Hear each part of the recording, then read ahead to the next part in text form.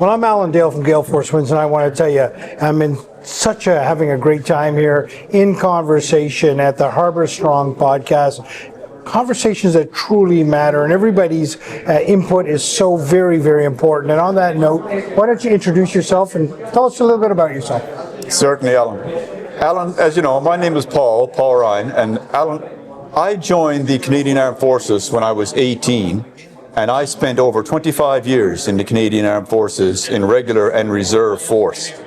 So why I'm here today is to support men's health. Anybody who knows anything about the Canadian Armed Forces and what we've done in the last 20 years outside of peacekeeping in real war situations knows what we need for mental health in men, and well, not just men. For me, it's soldiers, and this is where I learned it first. So I'm really here to support our soldiers and first responders who have gone under the radar for so long and are now getting the attention that they need. You know, Paul, many people have a significant event in their life or experiences, and as you talk about 25 years in service of our country, you'd have plenty of things. Is there anything that sort of comes top of mind for you when you start, what changed my perspective around mental health? Why is that so important to you? Yeah. Well, I'll tell you, I got introduced to the concept of PTSD in 1992. And it wasn't from anybody in the military. It was from a first responder. I happened to be working in New Brunswick, and I was on a course with a bunch of civilian people when I was in the military. One of them was a fireman. And we just got talking one day, and I asked him how he was doing. And he said, not so good. Oh, I said, do you want to talk about it? Can you tell me about it? He said, I had an episode a couple of days. You know, I thought I had a grip on this, but it came back. And he tells me that over his years as a fireman, he didn't realize the trauma that he was seeing, and he didn't realize the impact it was having on him, till one day he was driving, newly married, with young daughter in the car, and a switch flipped when he heard a siren. And he started barreling down the road as if he was in a fire truck, putting his and her life at danger.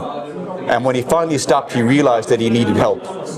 And luckily, he was able to get the help that he needed. So I was a young man at that time, and I had no idea what post-traumatic stress disorder was.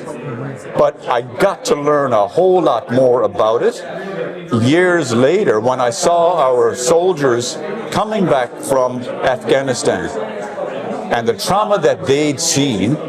And again, it kind of went under the radar, especially with men who are not used to asking for help. Well, you didn't come alone here today. You came with your son.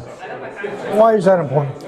I wanted my son to come with me, and I really had to drag him out of bed to get here. But I wanted him to see that it's okay to talk about your feelings. It's okay for a man to have a mental issue.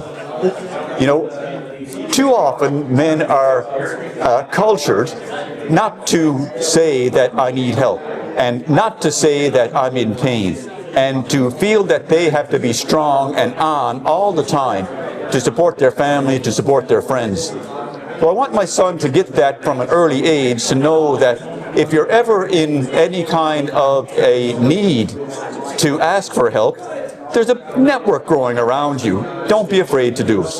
Do you think men are more vulnerable? No, I don't think men are more vulnerable.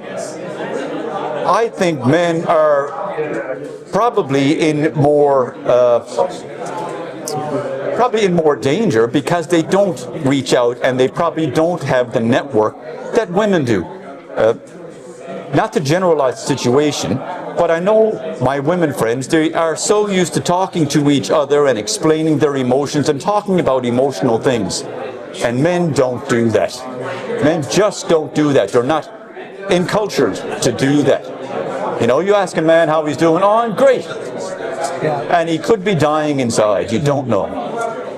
25 years in the service of our country, you don't do that without being able to solve a few problems along the way, look at solutions and stuff like that. Where do you see the way forward in this conversation around men's mental health?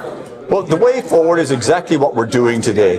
It's exactly what Bill Jeffrey is doing, and I'm so glad that Bill is finally getting the traction that he needs from the community leaders, from the politicians, from folks like you in Harbour Strong, to get it out more in the general public conversation that men as well need help.